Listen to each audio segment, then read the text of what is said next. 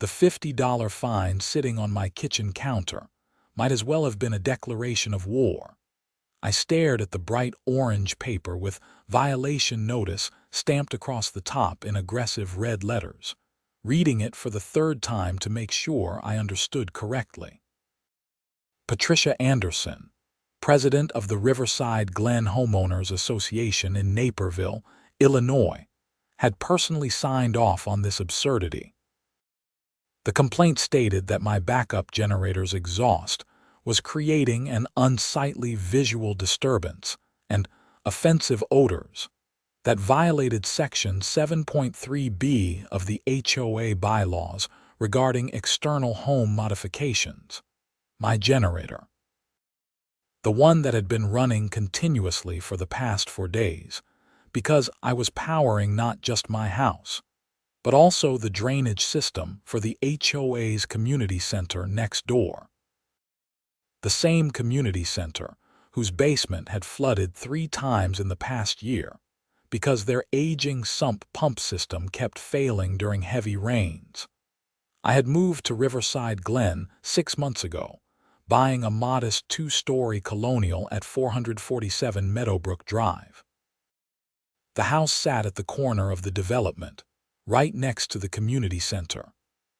When I purchased the property, the previous owner, an electrical engineer named Roger, had warned me about Patricia and her iron grip on the neighborhood.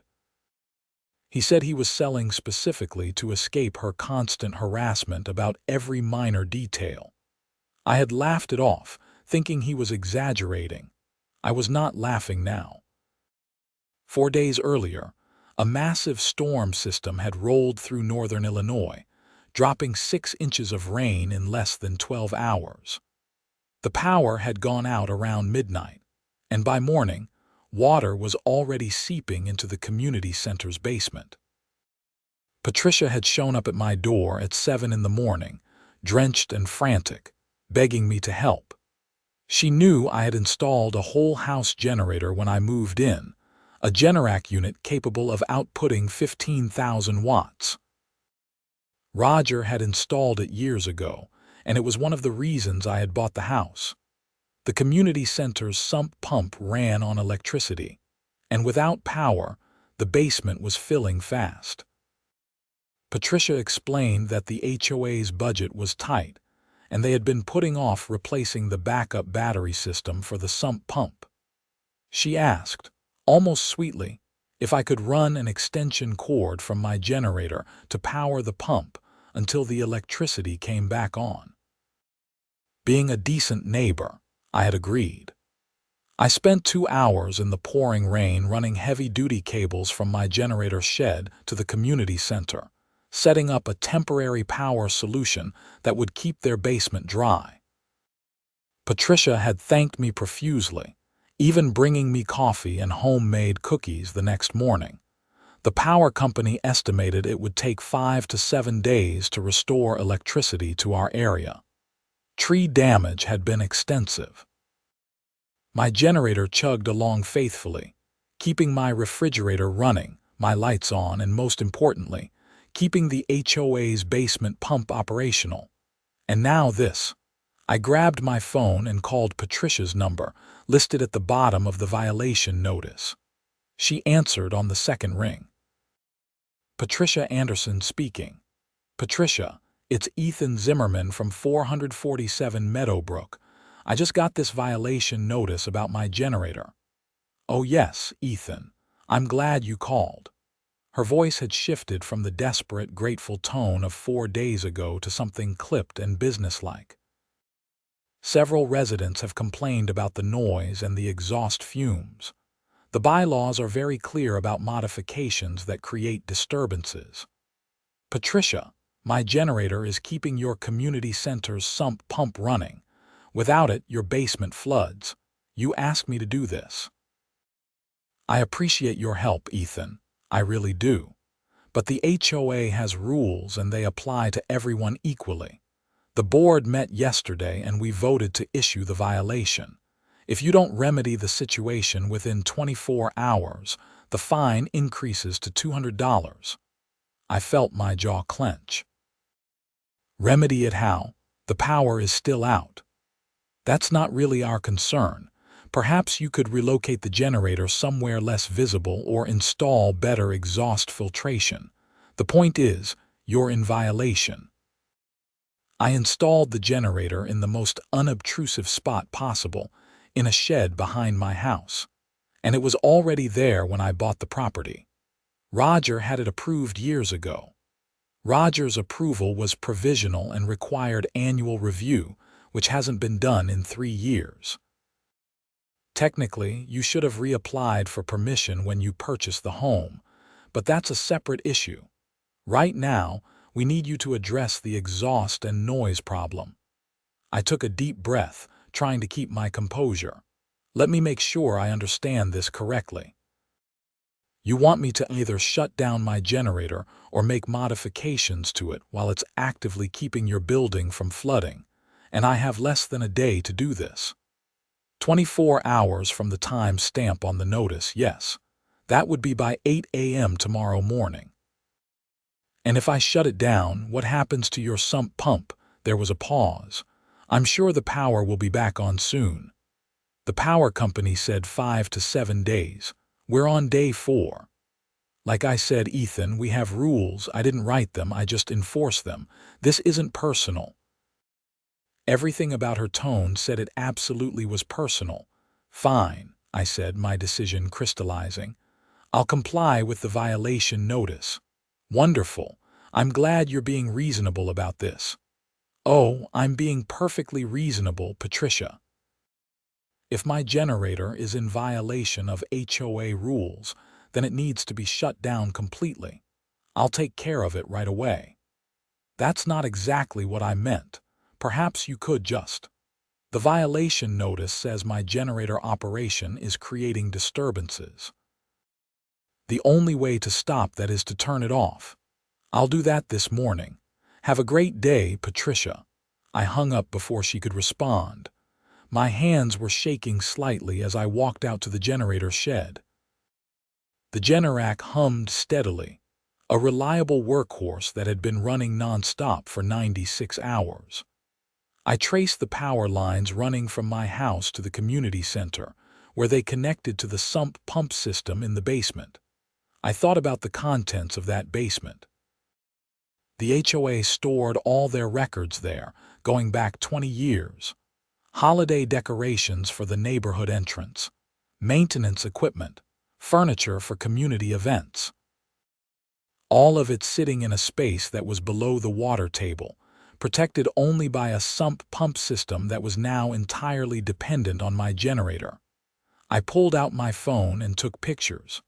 Lots of pictures. The generator, the power cables, the connection points, the violation notice. Then I took a video, narrating exactly what I was doing and why. This is Ethan Zimmerman, 447 Meadowbrook Drive, Riverside Glen, Naperville, Illinois. The date is October 18, 2025 at 9:45 a.m. I have been issued a violation notice by the HOA for operating my backup generator. This generator is currently providing power to the community center's Sump pump system at the request of HOA President Patricia Anderson, made on October 14th during the storm. Despite this arrangement, I have been fined and told to remedy the situation within 24 hours. In compliance with the HOA's demands, I am now shutting down my generator completely. I reached over and hit the kill switch. The steady hum died away, leaving an odd silence. I disconnected the cables running to the community center, coiling them neatly and storing them in my garage. Then I went back inside my house, which was now without power along with everyone else. I made myself comfortable on my couch with a book, checking my phone periodically. The power company's automated system still estimated another 2 to 3 days before restoration. 3 hours later, my doorbell rang. I opened it to find Patricia standing there, her face flushed and angry. "What did you do?" she demanded. "I complied with your violation notice. My generator is off." The basement is flooding. Water is already 3 inches deep down there. That sounds like an HOA problem. Perhaps you should have thought about that before issuing the fine. Ethan, be reasonable. People make complaints, I have to follow up, but I didn't expect you to just shut everything down. What did you expect? You fined me for running it. You gave me 24 hours to remedy the situation. I remedied it. You're being childish. I'm being compliant. There's a difference. She crossed her arms. The HOA could hold you liable for damages. Really? Because I have video documentation of you asking me to help, me setting everything up, and then you fining me for it. I also have the violation notice, which makes no exception for emergency situations or community benefit. You wrote the notice, Patricia. You told me to fix the problem. I fixed it. By sabotaging the community center. By turning off my private generator on my private property, which I have every right to do. If the HOA needs backup power, maybe the HOA should have maintained its backup battery system, or purchased its own generator. Or any number of things that don't involve depending on a homeowner you're simultaneously fining. Patricia's expression shifted through several emotions: anger, frustration, calculation, and finally landed on something that looked like desperation. How much? Excuse me. How much to turn it back on? We can waive the fine. Call it even. Call it even. You're serious right now, Ethan. There's tens of thousands of dollars of HOA property in that basement. Equipment, records, everything. If it's all damaged, every homeowner in this development will have to pay a special assessment to cover the losses. That includes you. Then I guess you better figure something out fast. But it won't be my generator. I'm in compliance with your violation notice now, and I plan to stay that way. You're making a huge mistake. The mistake was trusting you in the first place. She stared at me for a long moment, then turned and walked away. I watched her pull out her phone as she headed back toward the community center, already making calls. I went back inside. Part of me felt guilty. I wasn't actually a vindictive person by nature. But another part, a larger part, was tired of people like Patricia who wielded what little power they had like weapons, enforcing rules selectively and treating neighbors like subjects in their personal fiefdom. An hour later, a rental truck pulled up to the community center. I watched from my window as Patricia and several board members began hauling items out of the basement. They worked frantically, carrying boxes and furniture and equipment out to the parking lot. The water must have been rising faster than they expected. My phone rang. Unknown number, I answered. Is this Ethan Zimmerman speaking? This is Donald Fletcher. I'm on the HOA board. Patricia said you shut down power to the community center. That's not accurate. I shut down my personal generator on my personal property. Okay, fine, whatever. Look, we need help here. Can we work something out? Your president issued me a violation notice and a fine for helping you. Why would I continue doing something I'm being punished for? The fine is withdrawn. Consider it void. That's nice, but the problem isn't just the fine. It's the principle. Patricia came to me desperate for help. I provided it at considerable expense of my own time and fuel, and her thanks was to fine me when someone complained. That tells me everything I need to know about how this HOA operates. I get it, I really do. But we're in crisis mode here. Whatever issues you have with Patricia, can we table them until after we solve the immediate problem? The immediate problem is that your community center doesn't have adequate backup power for critical systems. That's not something I created, and it's not something I'm responsible for fixing. Jesus Christ, man, we're asking for help, not demanding it. What do you want? An apology. What I want is for your HOA to leave me alone. But we're past that now. You made your position clear this morning. I'm simply respecting it. Donald swore and hung up. I watched the rescue operation continue throughout the afternoon. They got maybe half the contents out before the water apparently got too deep. I saw Patricia standing in the parking lot, surrounded by wet boxes and damaged furniture, her face a mask of fury and despair. By evening, someone had managed to get a gas-powered pump to the site. They set it up outside the basement window, running hoses down to drain the water. It was loud, much louder than my generator had been, and it ran all night long. I wondered if anyone would file a noise complaint. The next morning, the power came back on. The outage had lasted 4.5 days. I went to check my generator, making sure everything was secure and undamaged from the multi-day run. Everything looked fine. The machine had performed beautifully. I thought that would be the end of it. I was wrong. 2 weeks later, I received a letter from a law firm representing the Riverside Glen Homeowners Association. They were suing me for damages in the amount of $47,000, claiming negligent behavior led to the destruction of HOA property. The letter included an itemized list: water-damaged records, ruined office equipment, destroyed holiday decorations, damaged furniture, and remediation costs for the flooded basement. I sat at my kitchen table, reading through the legal filing with a growing sense of disbelief. They were seriously arguing that I had a duty to provide power to their facility, and my failure to do so constituted negligence. I called the lawyer listed on my home insurance policy, a firm I had hopefully never need to use. I was transferred to a litigator named Sarah Chen who specialized in property disputes. "Let me make sure I understand this correctly," Sarah said after I explained the situation. "They asked you to provide emergency power as a favor. You did. They then fined you for providing that power. You stopped providing it in response to the fine, and now they're suing you for stopping. That's the situation, yes.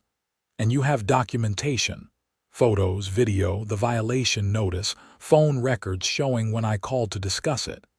Everything. This is one of the most absurd lawsuits I've seen in a while, and I've seen some ridiculous ones. Don't worry. We'll file a motion to dismiss, and I can't imagine any judge letting this proceed, but I need you to send me everything you have." I spent the evening compiling all my documentation. The photos of my generator setup, the video I had taken when shutting it down, screenshots of text messages from Patricia thanking me for helping, the violation notice, everything. Sarah filed the motion to dismiss 2 weeks later. We had a hearing scheduled for December 3rd at the county courthouse in Wheaton. In the meantime, life in Riverside Glen became uncomfortable. Patricia made sure everyone knew I was the reason the community center had flooded. She left out the part about the fine, naturally. The story spread through the neighborhood that I had maliciously shut down power out of spite, destroying thousands of dollars in community property. My next-door neighbor, a retired teacher named Margaret, stopped talking to me. The family across the street gave me cold looks when I checked my mail. Someone left a nasty note on my car windshield calling me selfish and destructive. I tried explaining my side to a few people, but Patricia had gotten her version out first, and people believe the first story they hear. The truth requires nuance. Patricia's lie was simple. I was a bad neighbor who had hurt the community. I started documenting everything. Every dirty look, every avoided conversation, every piece of hate mail. Sarah had mentioned that if this went far enough, we might have grounds for a countersuit for harassment and defamation. The hearing date arrived cold and gray, typical December weather for northern Illinois. I met Sarah at the courthouse at 8:30.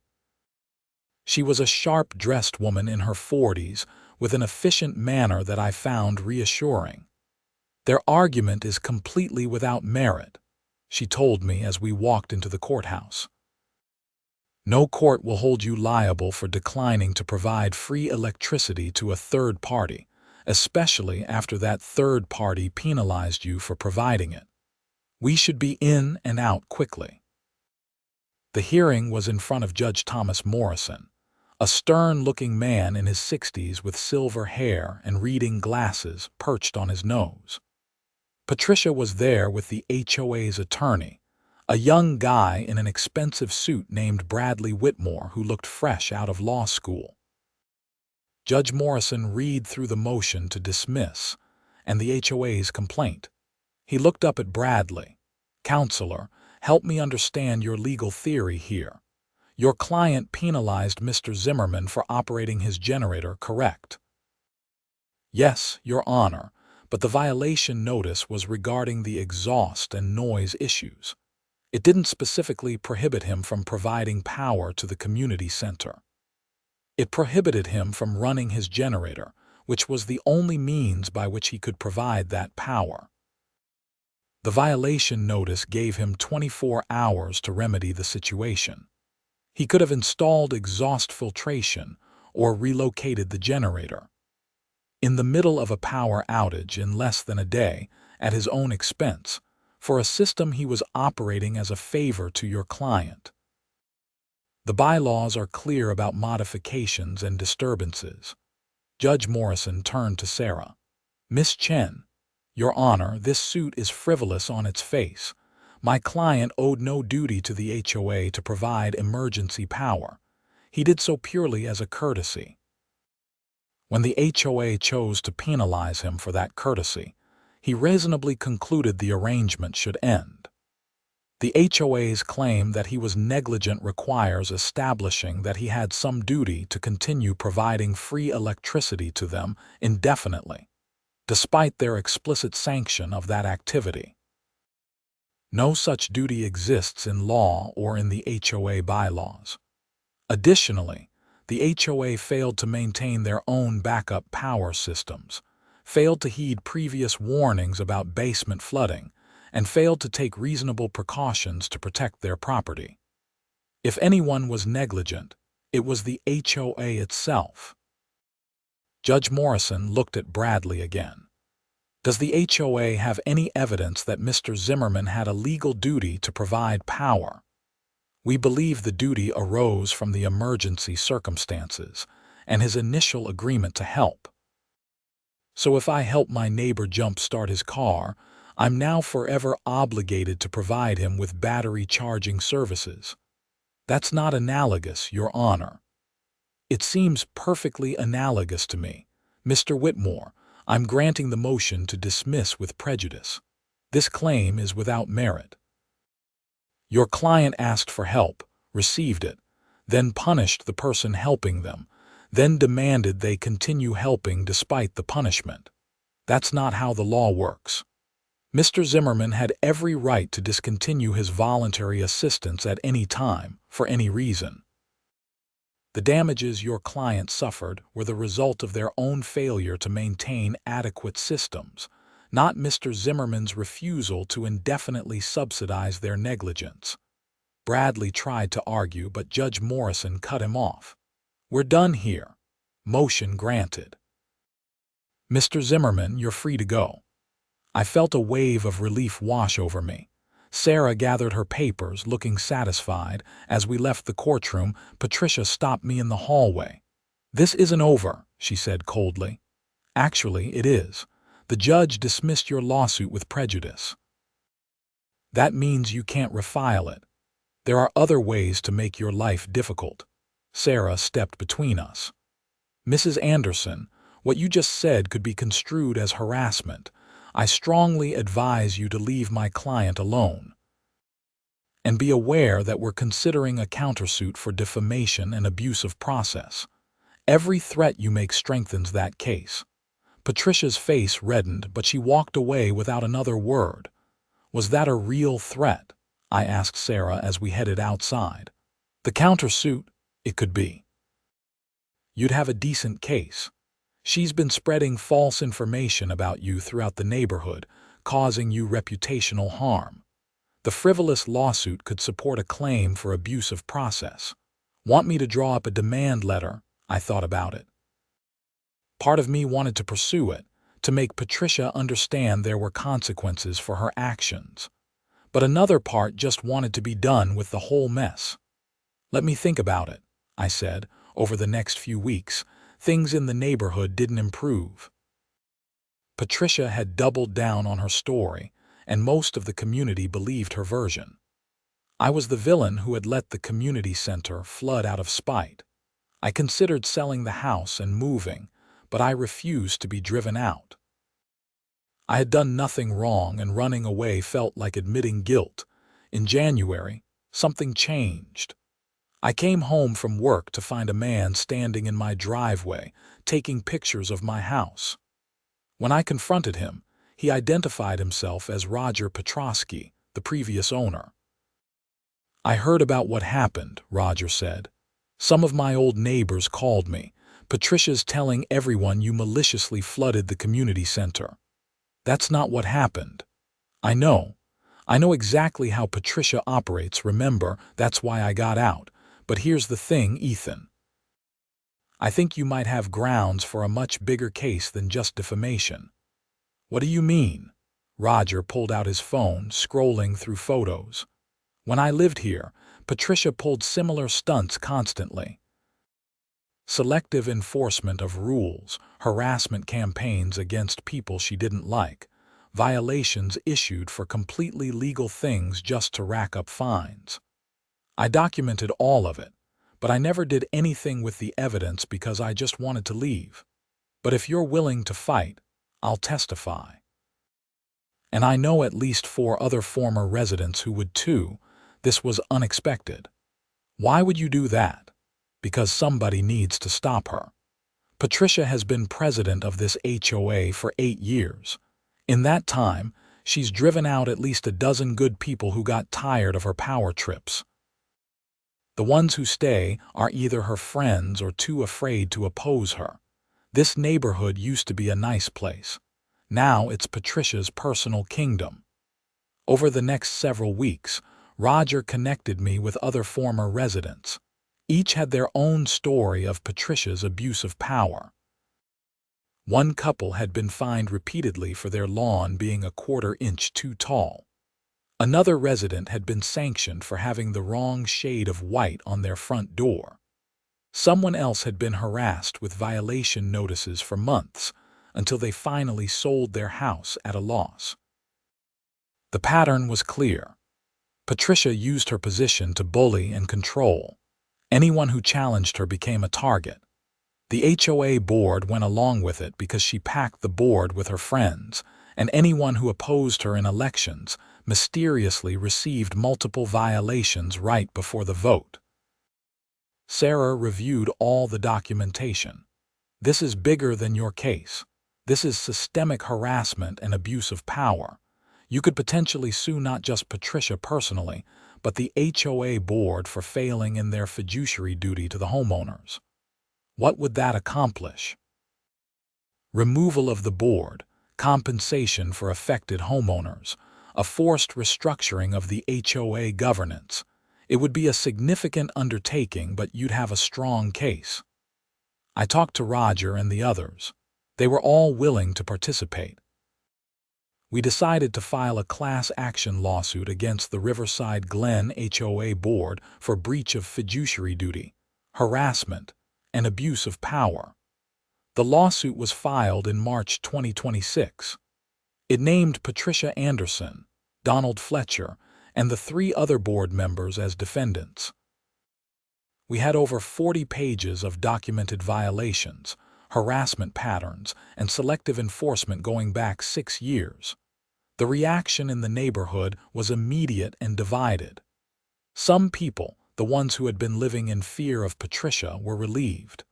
Others, Patricia's allies, were outraged. The local newspaper picked up the story. Homeowners sue HOA board, allege years of abuse. The discovery process was extensive. We subpoenaed all HOA records, meeting minutes, violation notices, and financial documents.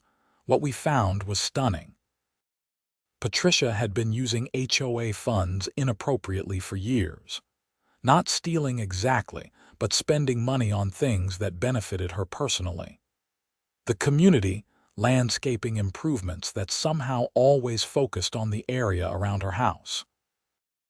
The necessary renovations to the community center that included high-end finishes Patricia had selected. Legal fees to pursue frivolous cases against homeowners who challenged her.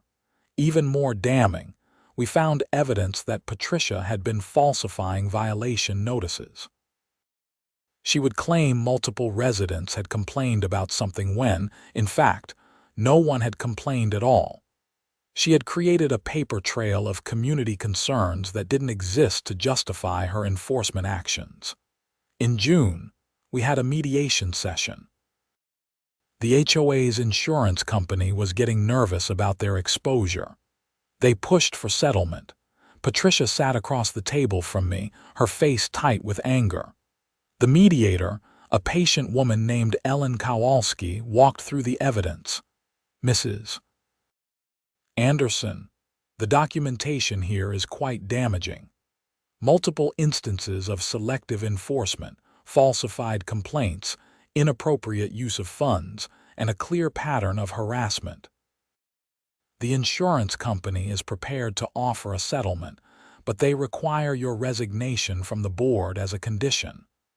This is ridiculous, Patricia said. I've devoted 8 years to this community.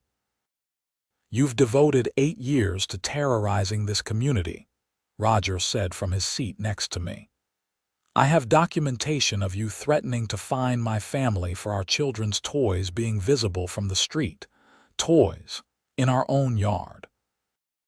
The bylaws state that yards should be maintained in a neat and orderly fashion. The bylaws don't define children's toys as prohibited items, and you never enforce that rule against anyone else. Just us, because my wife opposed you in the board election. Ellen held up a hand.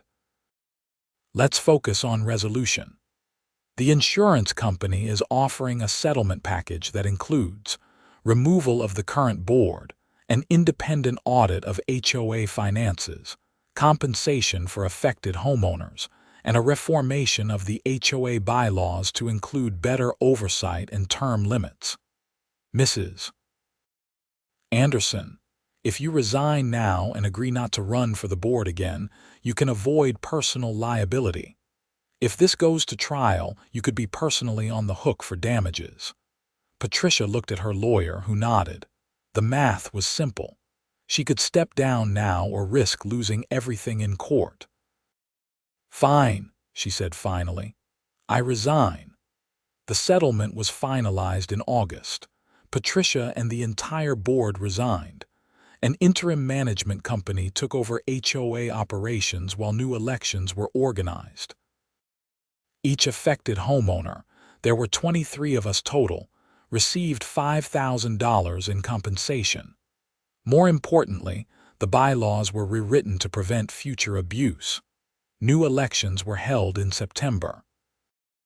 Roger, who had moved back to the neighborhood after selling his new house, ran for president and won. The new board was committed to reasonable, fair enforcement of rules and actual community building. I attended the first meeting under the new board in October, exactly 1 year after the generator incident.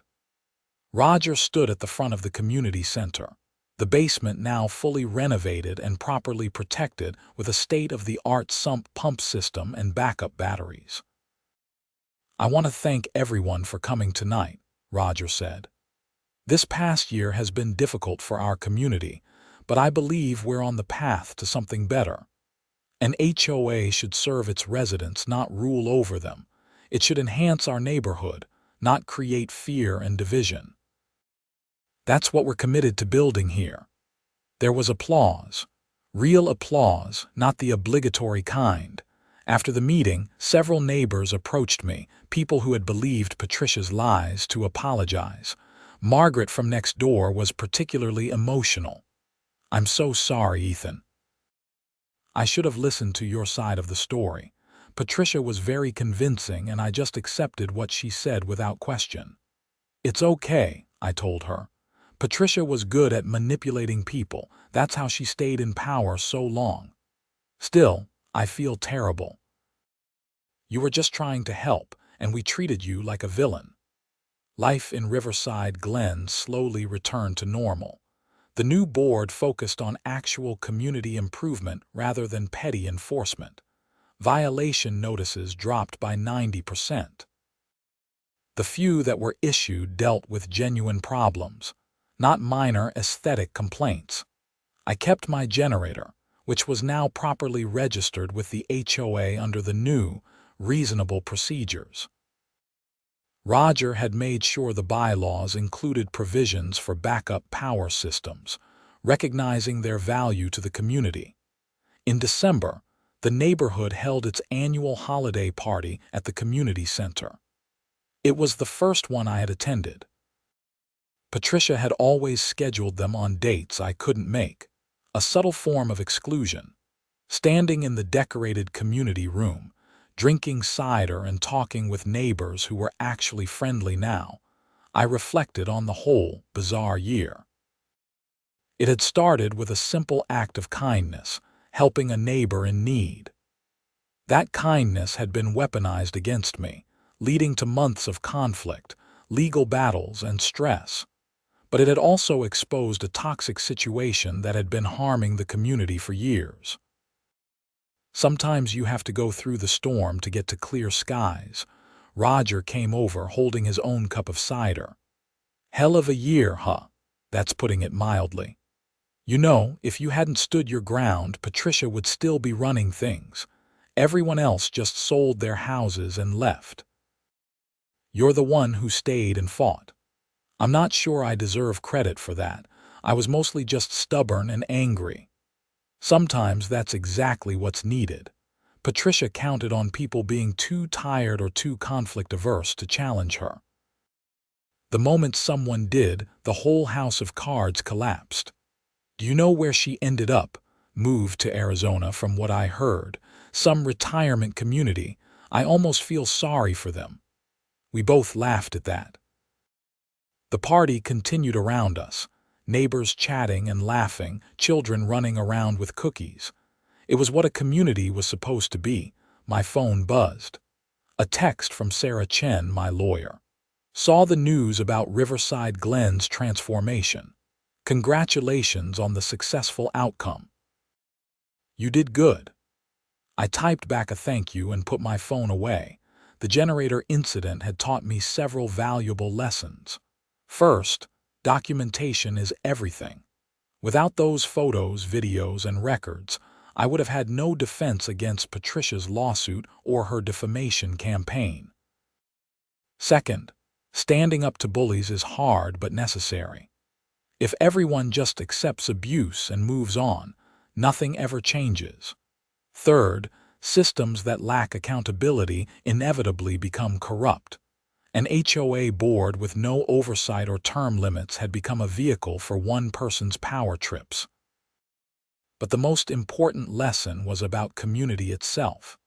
A real community is built on mutual respect and genuine care for neighbors. What Patricia had created was not a community, but a hierarchy with her at the top. The moment that structure was dismantled, actual neighborly relationships could finally form. Over the following months, I got to know my neighbors as people rather than fellow victims of HOA tyranny.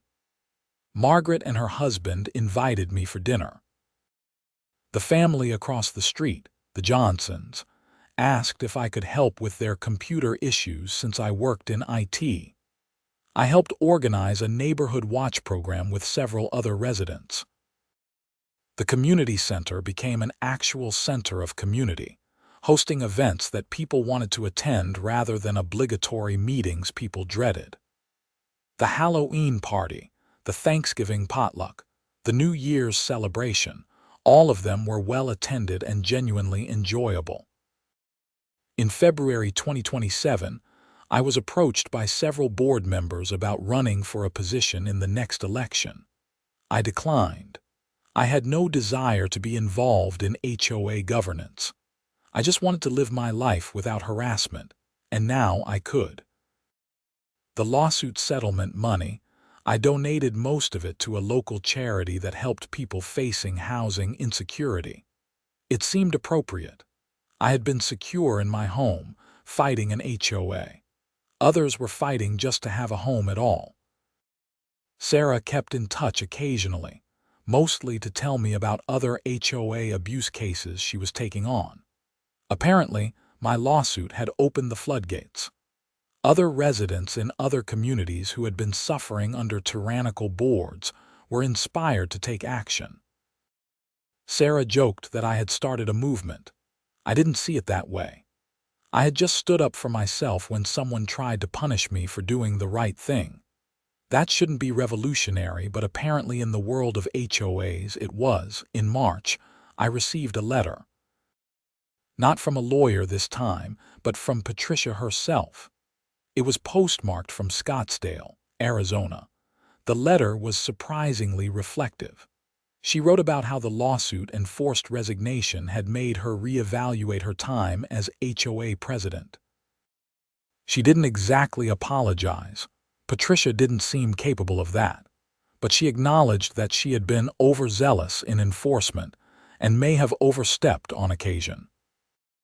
She claimed that she had only been trying to maintain property values and community standards, and that sometimes the burden of leadership required making unpopular decisions. She said she had taken the violations and complaints seriously because she felt responsible for the neighborhood's reputation. It was a masterclass in non-apology apologizing. She framed everything she had done as well-intentioned, just perhaps executed imperfectly.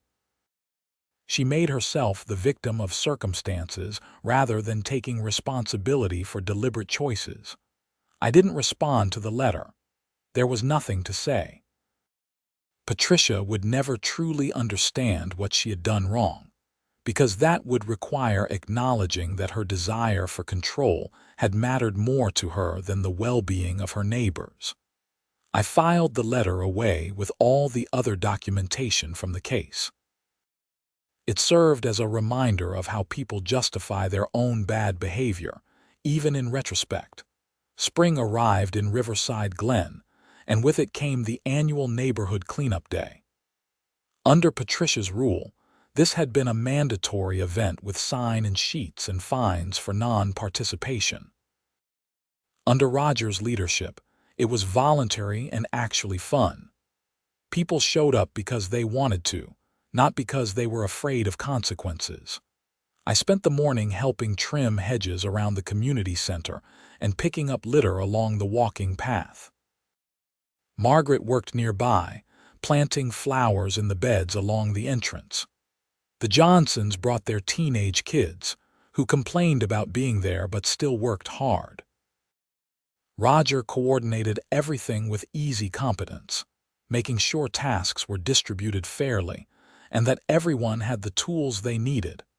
By afternoon, the neighborhood looked fantastic. We gathered in the community center parking lot for a barbecue, paid for by the HOA but organized by volunteers. Burgers and hot dogs, potato salad and coleslaw, cookies and brownies. Simple food, but it tasted great after a morning of work. You know what the difference is? Margaret said to me as we sat at one of the picnic tables. Under Patricia, we did this because we had to. Now we do it because we want to. Same work, completely different feeling. She was right. The neighborhood looked just as good as it had under Patricia's strict enforcement regime, maybe better, but the atmosphere was completely different. People took pride in their homes because they wanted to, not because they feared violation notices. That evening, as I sat on my back porch watching the sunset, I felt genuinely content for the first time since moving to Riverside Glen. The house was a good house.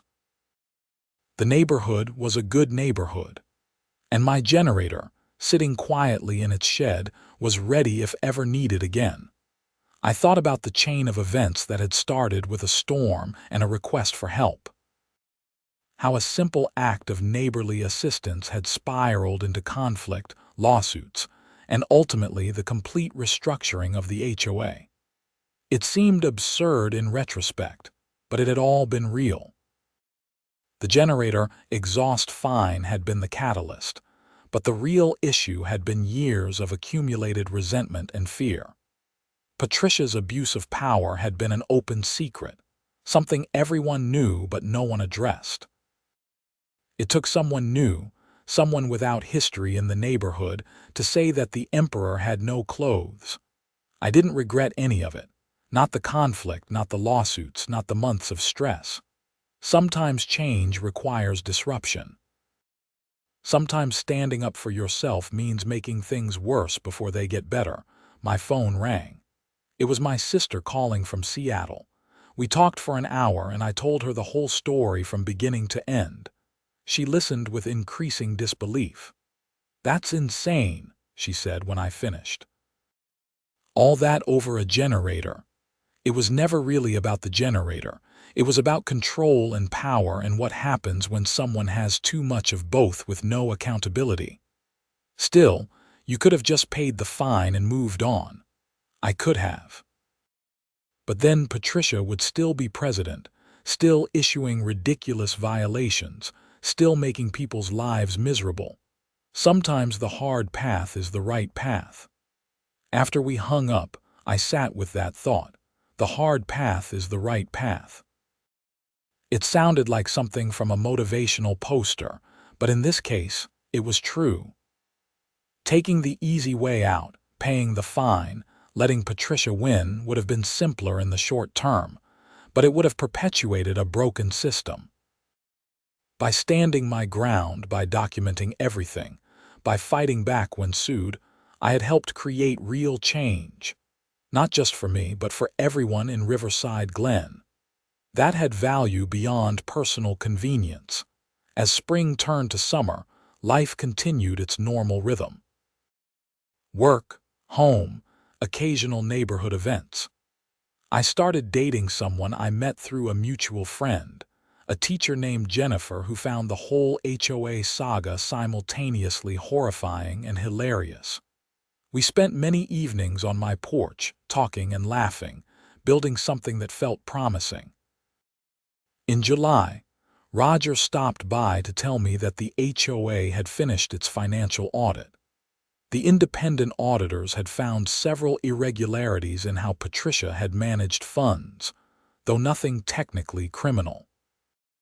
Just a pattern of spending money on things that benefited her or her friends while claiming they were community expenses. The new board was implementing stricter financial controls and oversight. The insurance company settled with all the affected homeowners, Roger said. But they're going after Patricia personally to recover some of their costs. Her homeowner's insurance is fighting it, claiming her actions weren't covered. She might end up paying out of pocket. Good, I said and meant it. Not because I wanted Patricia to suffer, but because actions should have consequences. She had hurt people deliberately and systematically. Some accountability was appropriate. In August, I took a week off work and drove out to Colorado for a hiking trip. It felt good to get away, to spend time in the mountains where HOA drama didn't exist and the only rules were natural ones. I climbed trails, watched sunsets from high peaks, and felt the stress of the past year finally drain away completely. When I returned to Riverside Glen, tanned and relaxed, the neighborhood felt like home in a way it hadn't before. My house, my street, my community. Not perfect, but mine and no longer hostile. September brought cooler weather and the start of school. The neighborhood filled with the sounds of kids waiting for buses and parents hurrying to work. Normal sounds, everyday sounds. The sounds of a functioning community rather than a fearful one. I attended the HOA annual meeting, not because I had to, but because I was actually curious about the state of things. Roger presented a detailed financial report showing the HOA in good shape. Several capital improvements were planned, including better drainage systems throughout the development to prevent future flooding issues. During the open comment period, an older resident named Frank stood up. He had lived in Riverside Glen for 15 years, predating even Patricia's presidency. "I just want to say," Frank began, "that this past year has been remarkable. I've seen this neighborhood go through different boards and different leadership styles, but nothing compares to the change we've experienced recently. For too long, we lived in fear of doing something wrong, of getting fined, of being targeted. Now we live in community with each other. I want to thank the people who made that possible, especially Ethan Zimmerman, who had the courage to stand up when others wouldn't." There was a round of applause. I felt my face flush with embarrassment but also pride. Standing up had been hard, but it had mattered. After the meeting, several people came up to thank me personally. Some shared their own stories of Patricia's harassment that they had never told anyone before. The teacher who had been threatened with fines for giving piano lessons from her home, which Patricia claimed was a business violation. The veteran who had been cited for having an American flag that was slightly larger than the bylaws technically allowed. The young couple who had been reported for noise violations because their baby cried at night. Each story reinforced how dysfunctional things had been and how much better they were now. The new board dealt with actual issues, like the resident who was genuinely running a business from his garage that created traffic problems, or the house that had become genuinely dilapidated due to the owner's health issues. But they addressed these problems with offers of help rather than immediate fines and threats. October arrived, marking 2 years since the generator incident. The anniversary wasn't lost on me. 2 years ago, I had been a new homeowner trying to be helpful, only to be punished for it.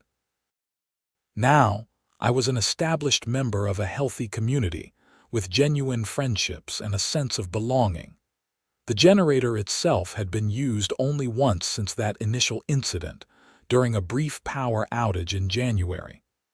I had run it for my house only, making no offers to power anything else. The community center's improved backup systems had worked perfectly on their own.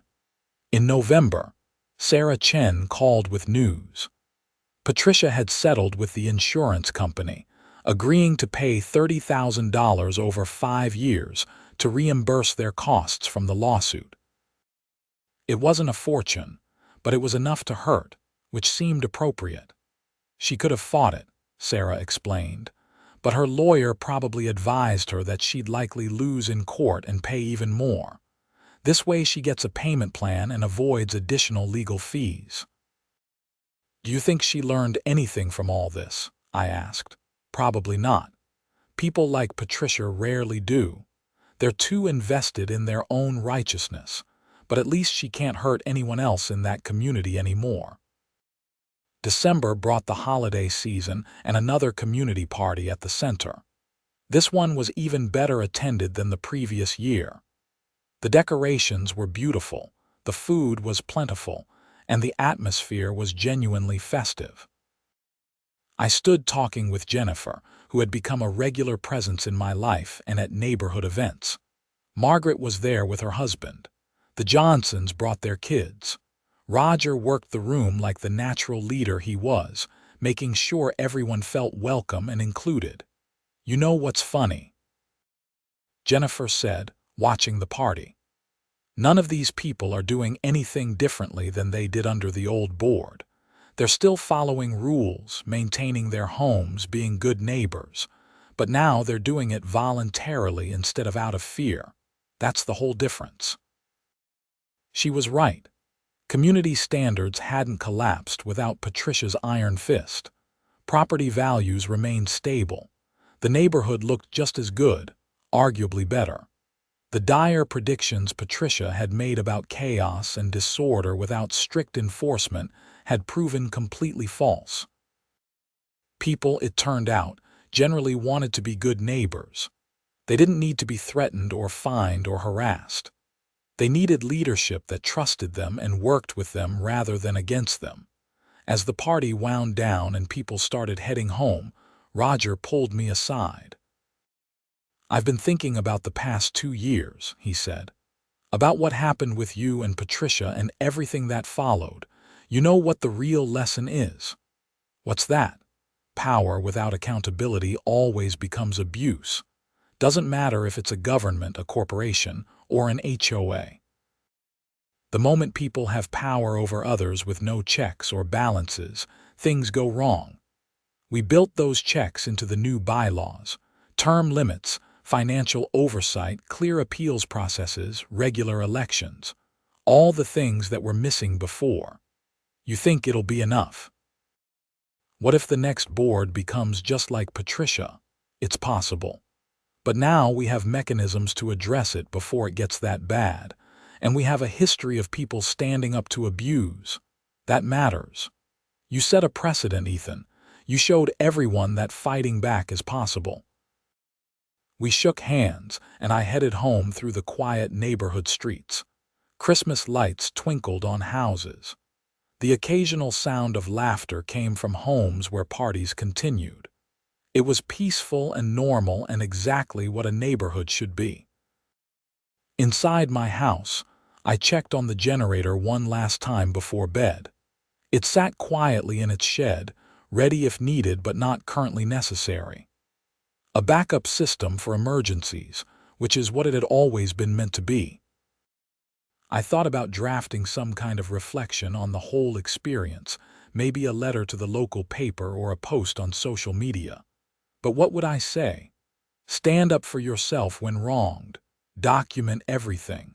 Systemic change is possible. All of those things were true, but they sounded trite when written down. The real story was too complex for easy lessons. It was about a neighborhood held hostage by petty tyranny, about people too worn down to fight back, about the particular stubbornness required to see a conflict through to its conclusion, rather than taking the easier path of moving away. It was about HOA boards and oversight and the strange little governments that homeowner associations represent.